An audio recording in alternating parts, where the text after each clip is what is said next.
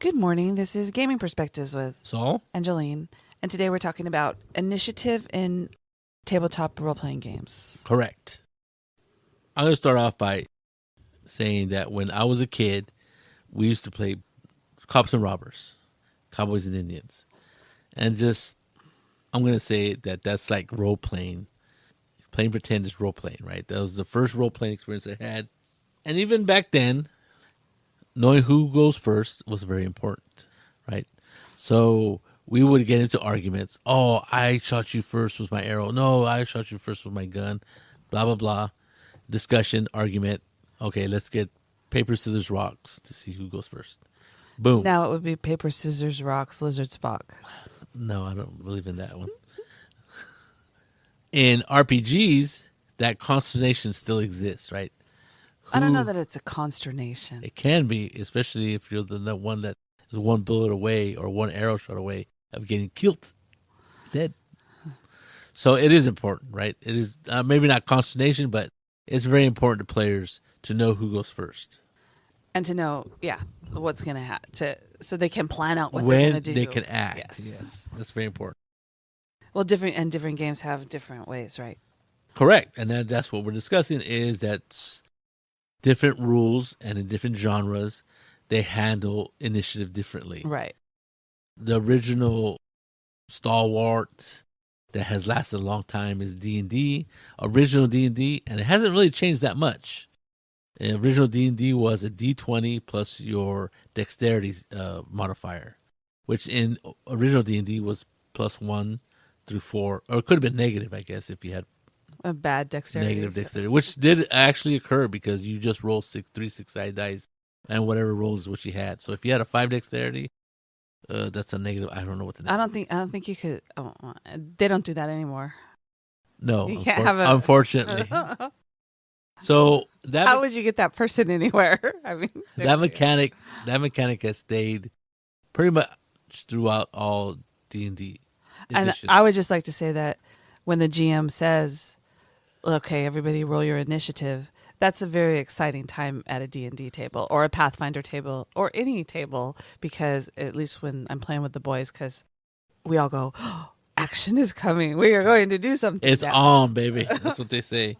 Yeah, so when you are running a game and you call for an initiative, it is basically telling the players it's on. Yes. Right? Ready to rumble. Get ready to rumble. Right? That kind of thing. And I think it's very exciting. I think Critical Role, he says roll for initiative or something like that. And so they all get excited, and that excitement, and they're not old people, but they're adults. They're not little kids. But when my friend kids and my son were small, they get like, they bust out the dice and start rolling and stuff. So it was a very exciting situation. And like I said, D&D hasn't changed much. I don't know about 4th edition, but I don't see how it would be different. But basically, that is what you did from 1st edition all the way to 5th edition is roll a D20, add your the dexterity modifier. In 5th edition or even Pathfinder, on your character sheet it says initiative. So you know when you roll that's what you're going to add. Right, yeah. It is not, look for your dexterity modifier. Although the kids probably already know that, but just... I think, they just made it super easy, but very little influences that, except for like in 3rd edition and 3.5 in Pathfinder, they had a feat that gave you a bonus to initiative. Right. I think it was a +4. Yeah. Took that feat, which was huge back in the day. I don't know if D&D 5th edition has that feat, but feats have been taking a real back seat to other things because you forgo, I forget, something to get a feat. If it's a increase in your character stat or it's a something or other. Those are technical things that when someone calls for a roll for initiative. Now, when we were playing Pathfinder, I remember there was that. I want to call it advanced initiative, but that's not what it was. It was like improved initiative. Improved, yes. Improved initiative. And then there's some other situational modifiers that could or decrease your initiative. If you're hasted, I think, increases your initiative. All kinds of weird things. If you're held, your initiative is probably going to be really small. Yeah, it's called 0. Because you can't act. I think a lot of things have been influenced by D&D, right? That whole initiative, everybody rolls, and then the highest number goes first, and then we just go down from there. And I'm going to say that it has been influenced. A lot of things have been influenced, and some people like it, and some people think that it's so unfair that the person that rolls highest gets to go first, right? Right. So they don't do it that way. Well, it's hard to get around it, but I think what the difference is that some people have decided, and I'm not sure if this was in rules. I've been playing D&D for a long time, but there might have been in original D&D when you rolled, that was your initiative, and you just Stayed with it. Or you re-rolled after every combat, after everybody was done. I don't remember how it was done.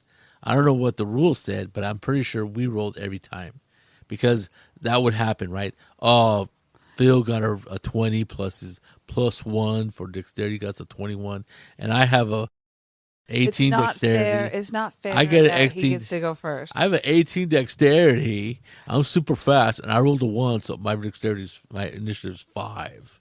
Everything, even the monsters, go before me. That complaint, I'm sure, rise the ranks of every GM out there.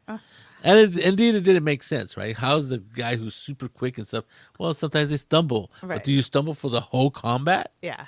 No. Let's re-roll initiative. But then re-rolling initiative can be, we got to re-roll initiative. Everybody has to rearrange the cards or the tokens or the list on that you used to. I used to write them down on a list. Yeah. And then that got to be kind of tedious. Some people actually have like little clothespins, and they put them on like either a pole or the GM screen.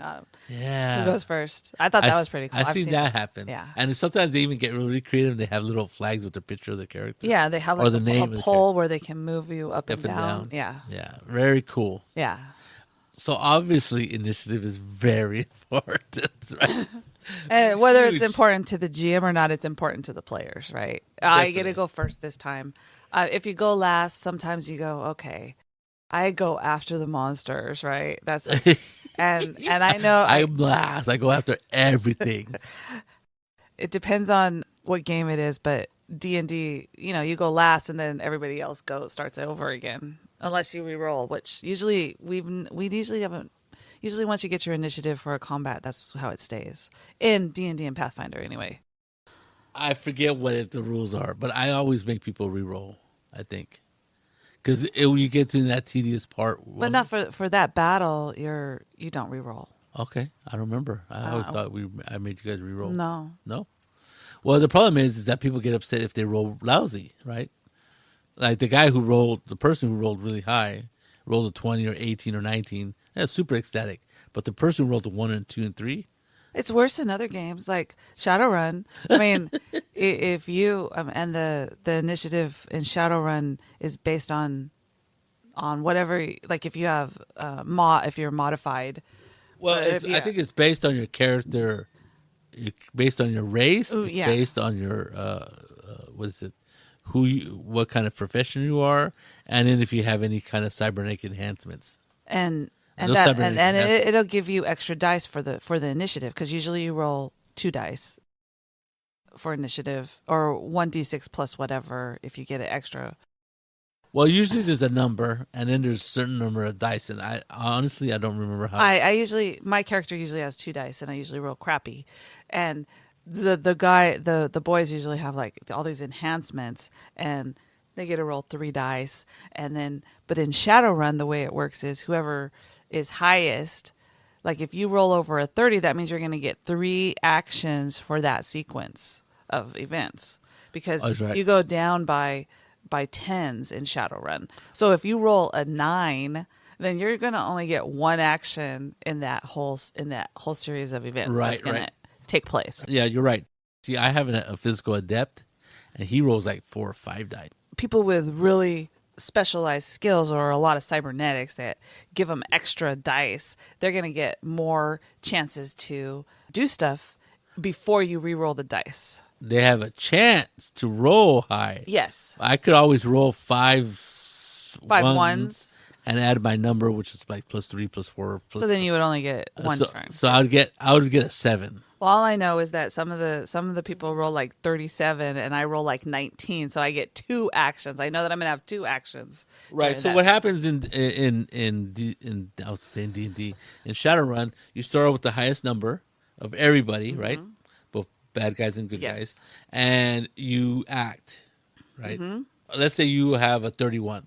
Yes. You roll 31. The next person has a 25. Yes. So the person with 31 goes, right? And then you subtract 10. No. Everybody goes in that. Oh, everybody goes, and then you subtract 10. And then you subtract 10. And if you still have a positive number, yes, you get to go again. Yes. So if you have a 32, you're going to get 3 actions before everybody re-rolls for their initiative to see what's going to happen next. And then what's going to happen too, right? Let's say you have a 31. Everybody's below in their 20s. That means you're going to get 1 extra action. Exactly. At the end of the turn, because you're right. I got 31. Everybody goes. We subtract 10. I now have 21. And then everybody goes. And then we subtract 10 again. I have an 11. And some people still might have a positive. 25 would have a 5. A 5. I have an 11. Everybody goes, and I have a 1, and I get to go all by myself. Yes. So if you think D&D initiative is bad, I mean, come on, play some other games, and you're going to see that depending on what your modifications of your character are, or the skills that you have, or the cybernetics that you have. Cybernetics is huge. It's going to change how many times you get to act for that initiative roll. Right. I remember making that character. I was a physical adept, and I've never played one before. And making a character in Shadowrun is extremely... a long process. And mind-bending at times. Well, what it is that you can really make your character the way you want if to. If you really want to be a But the problem is like you probably want a lot of stuff, and beginning characters don't get that much stuff. You basically have to choose. Do you want money or do you want skills? Well, it depends on, because there's sections, right? It goes A, B, C, D, E, priority F. system. So you're choosing, like, if you want to have the 150,000 new wins, then you're going to have to give up something else to get that. Right. So there's a priority system. I think we talked about Shadowrun many times.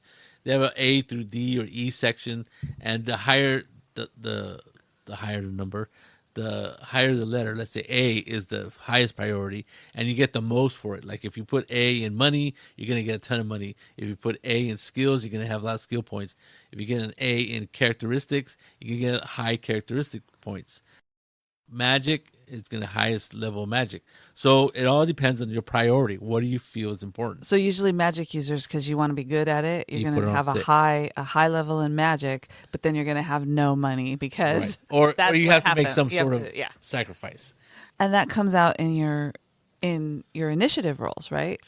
Because it goes by what you are, what kind of human you, if you're human, elf, or and then your attributes, your attributes, and then what you could buy to improve your. So one of the things you could do in Shadowrun is by cybernetics called wired reflexes, and of course there's different levels of wired reflexes, which means the higher level costs more money, but you get extra initiative points if you do that, extra dice and stuff like that. So it is really cool. I like it. I like it because if you're lucky enough and you've done kind of the work that you want to do in your character, you can have a really high initiative most of the time because you always roll dice, and you could roll really lousy.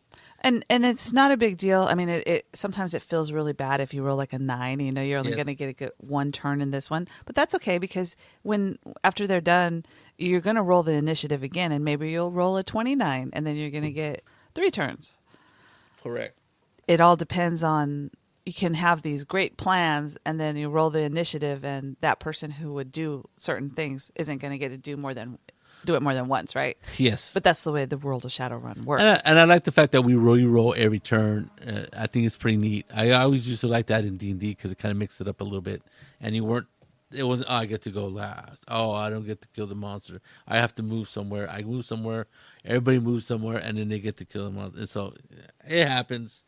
But I like the idea of re-rolling because it mixes it up a little bit. You have a chance to maybe not go first, but a little bit higher on the level of action, ladder of action. And I just really like, and then everybody has a different amount of dice that they're rolling in Shadowrun. Yeah. And it makes it kind of exciting. Like you say, you never know what you're going to roll. Somebody with just 2 dice might roll some better than somebody with 5 dice. Unlikely, but it could happen. Again, I really like the way that happens, how that works. I was thinking about old games, and Champions came to mind, right? So totally different method of initiative, and almost no initiative, right? Because they have a trait or an attribute called speed, and your speed is between 1 and 12. Champions is a superhero role-playing game. Basically, there's a chart of a 12 by 12 grid. One is there's 12 segments in the round. That's at points where you can act, and there's 12 numbers of your attribute or your level of your attribute. Or your speed. Of your speed. So the speed chart puts little X's when you can move. So if you had a 12, you would move on every segment because they're all like in a line. If you had a speed of 1, you'd probably only move on 6 because they give you a chance. If you had a speed of 2, it was probably 6 and 12. And then so you look at this chart and it tells you when you can act. On your character sheet, it has the numbers 1 through 12, and you circle when you can act. And then the GM goes segment by segment. Who gets to act in the first segment? Nobody. Who in the second? I get to go. Okay, go. And the bad guys have the same chart, right? So it was a very interesting game. It was the speed chart was very important. And I don't know if I liked it or not. I mean, I think it was interesting. It had that comic book feel because, like if you had a really high speed, you'd be acting Like the Flash. Like the Flash, you'd act. Let's say you had a speed of 6, so you would act on 2, 4, 6, 8, 10, 12. You would act every other turn, basically, if you had a speed of 6. Okay, is that right? And then, I don't know. and then every basically, if you had a speed of 6, you would act 6 times in a segment. So when you made your character, you would know when you were going to get to act. Yeah. So then you would be prepared. It wouldn't be like you There's rolled a no dice and you got a 1. There's right? no randomness. Yeah. Right. And I think that usually things were limited by the level of superheroic you were.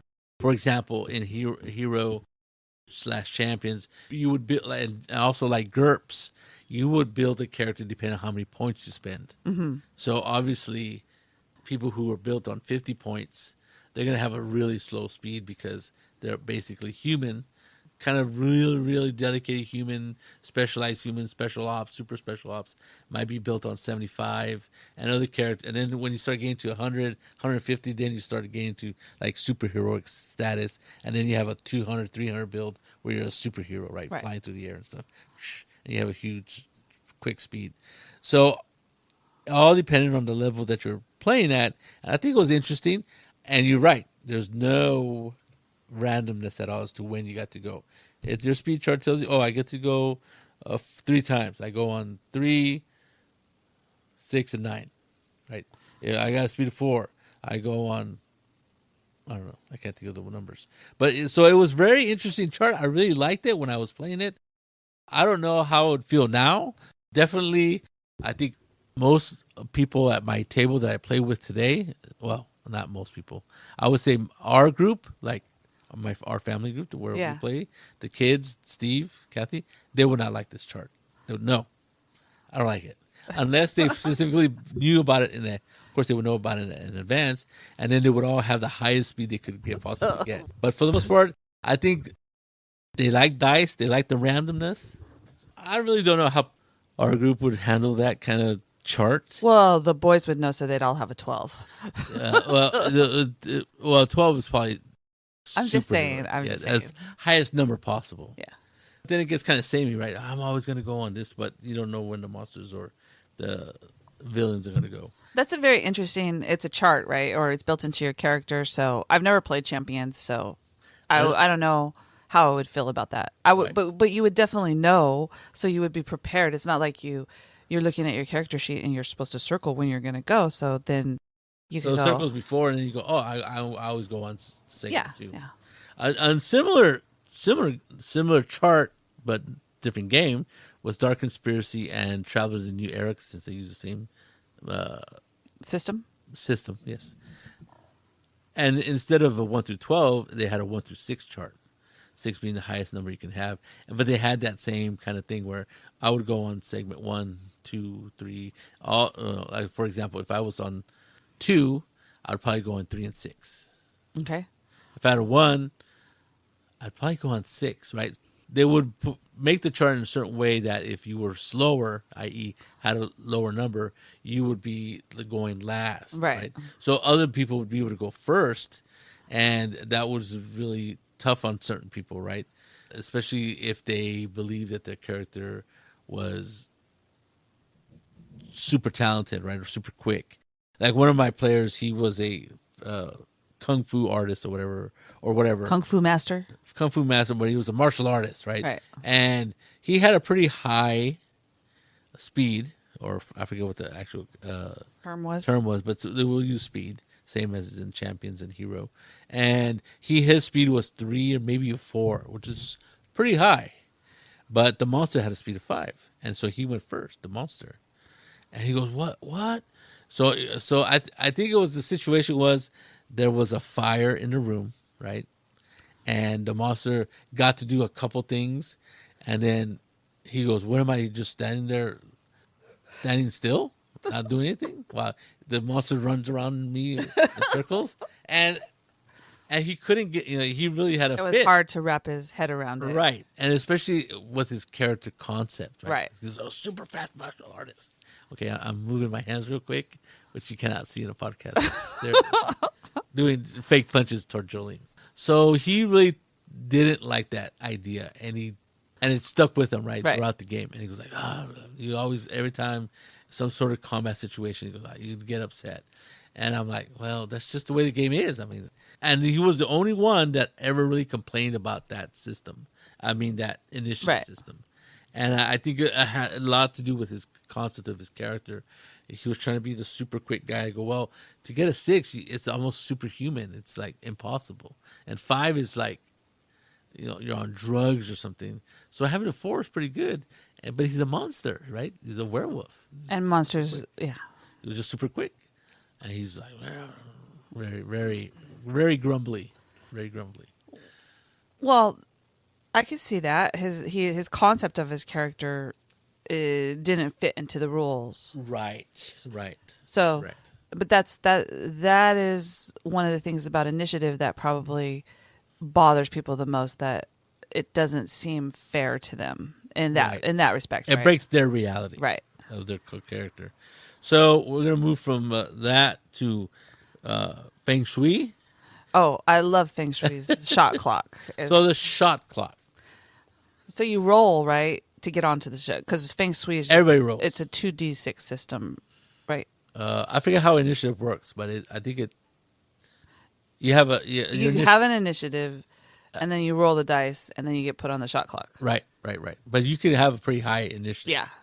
I think you roll so many dice depending on what your initiative is. I still think you only roll 2 dice, really? And then you add your initiative or something. I don't know. It's been a while, but once you get on that shot clock, wherever you are, the mooks are going to be there too, and everybody's on it. Whenever it's your turn, if you just do one thing, you go down by 3 spaces. Okay, that's right. So everybody rolls. The person with the highest is the shot clock leader, right? Mm-hmm. So let's say I roll a 31. I like that number. So 31 gets to go first. 31 is really high. But. And depending on what kind of actions you take, it takes so many shots, and that's what they call it, segments of time. They don't really define, being Feng Shui, they don't really define how long the shot clock. How long the segment is. How long a segment is or whatever. But usually you act and you go down three spaces, seconds, right? So most actions take 3 seconds, right? But let's say you say, well, what are you going to do? I'm going to grab the rope. I'm going to tie a rope around me. I'm going to get the other side of the rope and then lasso it down across the rock and jump off the cliff. So that's probably going to take you two. You're going to have to go down more than 3 shots. Six shots. Oh, you say 6? I was going to say 5, but 6 sounds good. So it takes you 6 shots. So you subtract 6 from 31. I don't know the number. 25. So 25.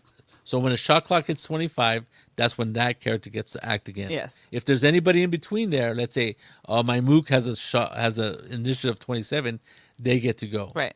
And what about your thief has a roll of 26, then my mook gets to go on 27. He's gonna pick up a gun and fire it. That's 3 shots. So next time he goes is 24. You get to go. Your thief gets to go on 26. You Do whatever. Do whatever. Take 3 shots, and then then the other character who acted on 31 and is jumping off the cliff is now swinging. And what's he gonna do? Oh, I don't know. He's gonna pull out his gun and shoot the window like Die Hard to break it. Okay, that's 3 shots. So the next time he goes is 22. Yes. And that's the way the game is played. Everybody is on this shot clock at the same time. Everybody goes when they're the highest number, and they subtract how many shots, I'm using air quotes, and the shots can range between 1 shot to... Well, usually it's 3, unless you wait. Right. I don't know, but you don't really good. wait. No, you have to. You always want to act first. Yeah, you want to do something. Well, certain things might take very little short time, so you go, okay. Okay, that'll just be say, 2. Yeah, right. You're, like, I'm going to move over there. Then, okay, well, that'll be 1 or 2. Right. Depending, like, I'm gonna shift to the sideways, so the person, so he has less body to try to hit than if I was straight on forward at him. Okay, that shifting 1 shot. Go ahead. What else are you gonna do? I'm gonna pull out my gun and shoot. Okay, that's 3 shots. Boom. And so it all depends on who the highest number is, and you go down from there. And then once you hit 0, everybody rolls again. And what's really funny is if you have a 1, you could take an action that takes 3 shots. Boom, you do it. It's like free actions. Right. That's the way it works. And then everybody rolls again. We determine who's the highest number, and they're the leader, and that's where the shot clock begins, and it goes down from there. And it's really the shot clock. Like if you're playing on whether it's Roll20 or on a piece of paper, it's literally a thing with little segments, right? So you know when you're going to go. Oh yeah. You have your little figure there or your token or whatever, yes. and it's there, and so it goes down. It's literally a shot clock.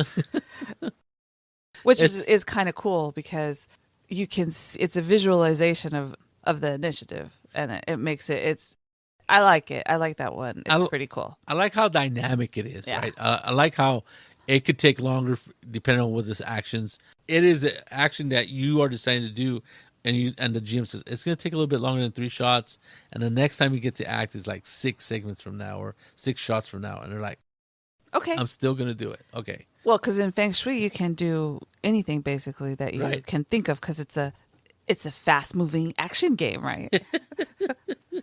And people can, and the more inventive you get, you're rewarded for it. Right? Yeah. Even if you don't get to act right away, oh, that's really cool scene. I'm going to give you a bonus for whatever, right? For coming up pizzazz, with that idea, yes. For pizzazz.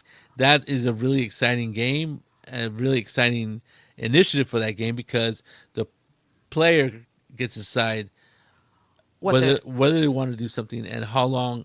And the GM goes, well, that's going to take about 5 shots. Okay, and then you can see who's going to go in between that, right? Go like, oh man, 3 mooks get to go in that segment. Okay, I'm not going to try that. I'm going to do something a little bit less time consuming and get a shot before the 3rd mook goes. And so it can be really dynamic. You would think that it wouldn't make it a very they wouldn't make a lot of decisions on that, but definitely because you know what order people are in and when the next person goes next. It's a visualization of what's going to happen, right? Right.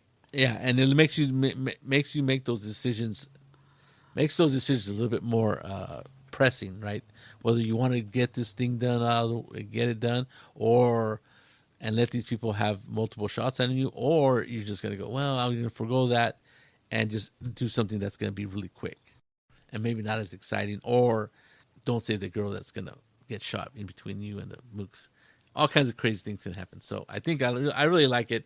It's really dynamic. Things go really quick. And as a GM, I always like, okay, what are you going to do next? And then if people stammer, okay, that's a shot off your clock. Who's next? And then you learn. Okay, you have your stuff ready to go and have the decision ready to be done with. I've never seen you do that. No, usually most people are already ready to go, though. The next one I was going to talk about is any 2D20 system. For the most part, there might be some exceptions, is the players go first. The players decide who's going to go first in their party. Then my bad guys go, and we go back and forth. Yeah. The only thing is, I, as a GM, can spend threat or doom, whatever it is in the game, to go first. And I do this to break up the planning of the players, right? They're going, okay, because they can pre-plan it quite a bit. Okay, you're going to roll. You're really good with an arrow. You're going to create lots of momentum, and that'll give us momentum for the pool. I hear that in my head. I go, here's three threat. I go first. Boom. And then I can keep doing that as long as I have You can threat. bust in, yeah. And I usually start off with a lot of threat.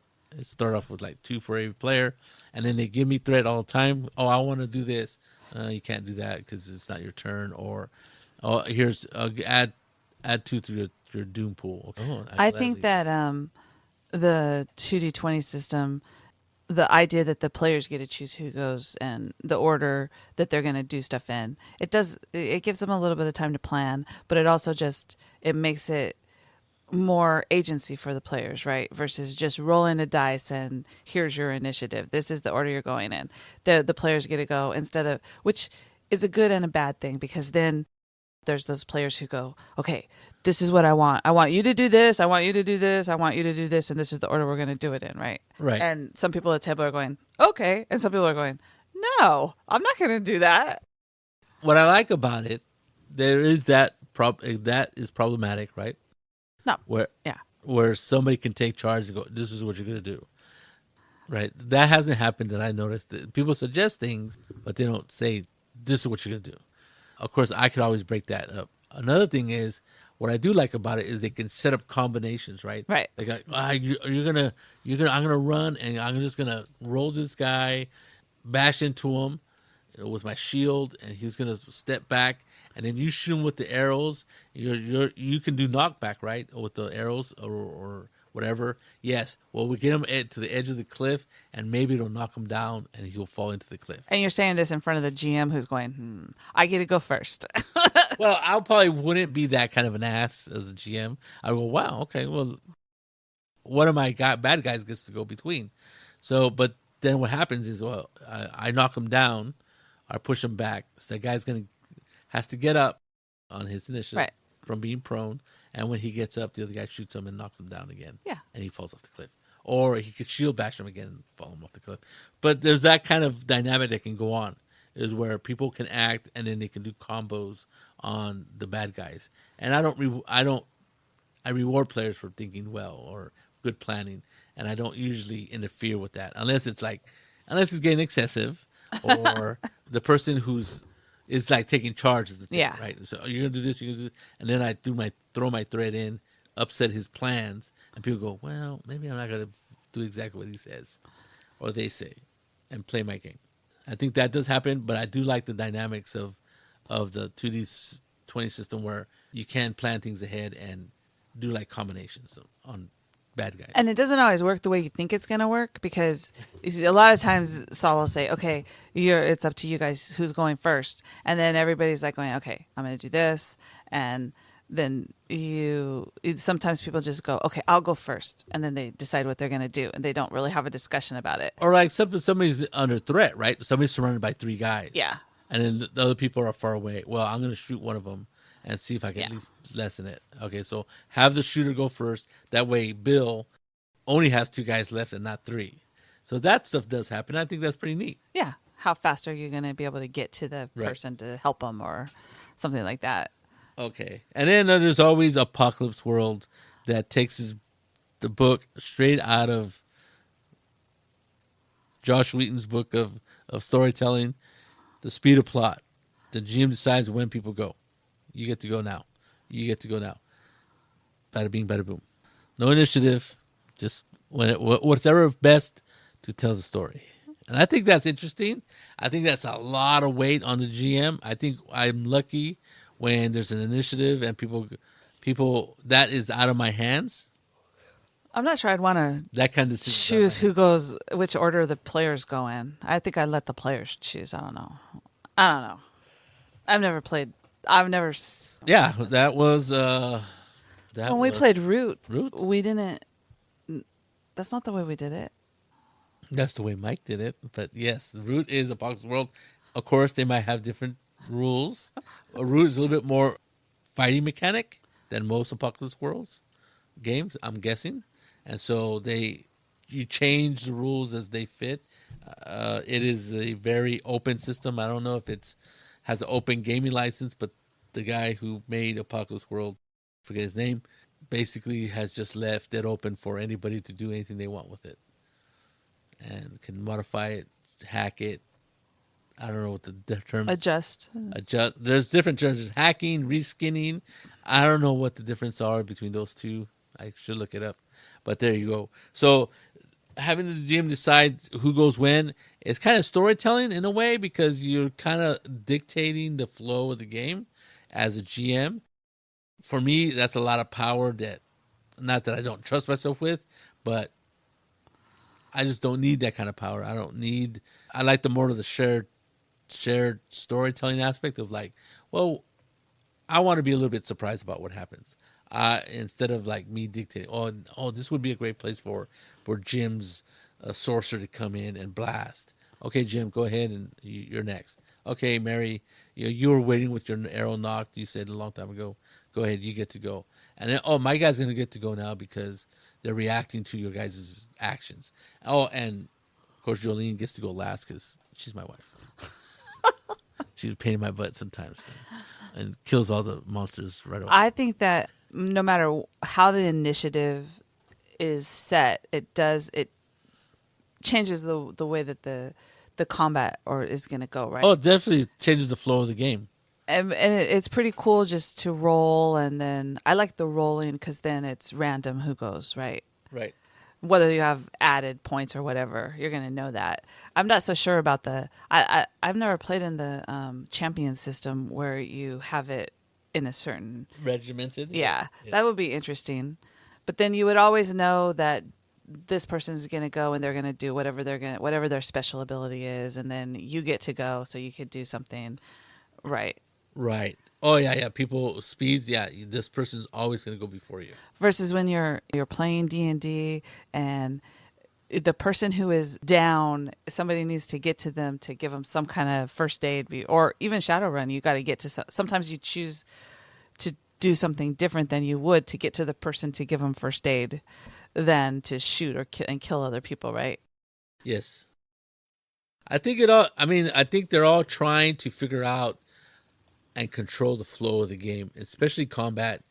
I think that's why Feng Shui does it their way, because they're trying to mimic that frenetic, high-speed gun battles in Chinatown with people throwing spells, swinging on wires and chandeliers and bullets flying everywhere, things breaking everywhere, vases and off tables and stuff. So it's that kind of a tale. You never know who's going to go next because you never know what they're going to do. That's Feng Shui. The champions is, the faster person is always going to be able to go faster, right, go first. Right. I mean, it kind of makes sense. And D&D and Shadowrun, I like them both because they're like, the action is a little bit more random, right? And you never know who's going to go first, right. And you never know who's just going to botch a roll and go, oh, I got 5 dice, ha ha ha. I'm guaranteed, and some people do the stupid, what do you call it? The averages, right? Oh, I got to average at least 20, and they roll like a 6 or 7 or 8. And they're like, and it just happens, right? Crap doesn't go the way things are supposed to go, no matter how assured you are. And I think that's why I like dice being somewhat in that randomness. The same thing with the shot clock, right? Sometimes you're going to roll really good, and sometimes you're going to roll real bad, and then you're not going to be able to have time to do all the super fantastic things. You're just going to do this stuff in the most concise, quick ways you can. Well, and all of those, when you're rolling for the initiative, I think that it makes the combat more realistic, and if you can call it that, more realistic in the fact that you never know what's going to happen, right? So-and-so is going to go first, and you're standing there going, oh, they did that. I was shocked, and it changes what you're going to do. Or he messed up, so you have to go and help him. Well, or he fell down. that was the I was talking about Dark Conspiracy, and my friend who was playing the martial artist, he was like, "What am I just standing there and all?" And that's exactly how they describe the action sequences: is that people react differently, and some people are just fast at reaction. I think in the military, I forget. Oh man, there's an acronym that they use, OA or something like that. It's operational awareness kind of thing, where some people, just the way they are, the way they're wired, they will see something, they can react to it, and then they act on it, right? And you can train for it, and you can practice it and stuff, but sometimes it doesn't happen. You still get shocked, and you still have that. You still become shocked, and it stops you in your tracks, and you're like, it's like that. Well, it's like when if something happens, you're supposed to tell somebody, you call 911 versus just saying somebody call 911, because then everybody's going to be standing there going, somebody else is going to do it, right? Well, somebody else. I don't have to do it because somebody else will do it, Right. And then everybody else is thinking You assign people the jobs they need to do in an emergency situation. right, and that's one symptom or because you never know how people are going to react in a situation, which is when it's random rolled for initiative is kind of like more like real life. You never know what's going to happen. Right. Or let's say to take that scenario, you got an EMS person getting to a scene, or a cop getting to a scene, or whatever, a rescue person getting to a scene, and they're like, they see the wound. They go, okay, I know what this wound is. I know the chances. I have to do this. I have to do this. Or they can just go, holy crap, that is a freaking bad wound, right? And they're in shock, and that stops them from acting. Yeah.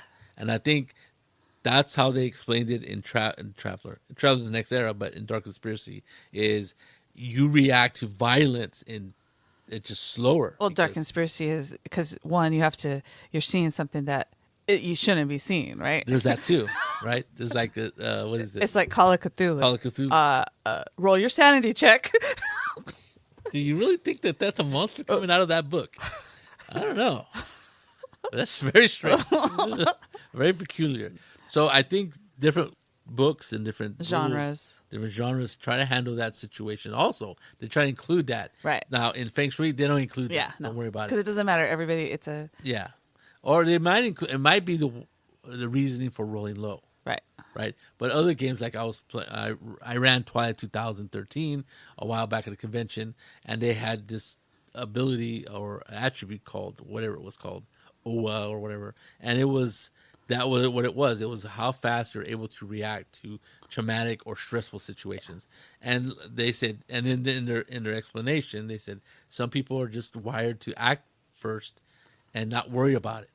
Like not worry about the dangers they might put themselves in. They just act.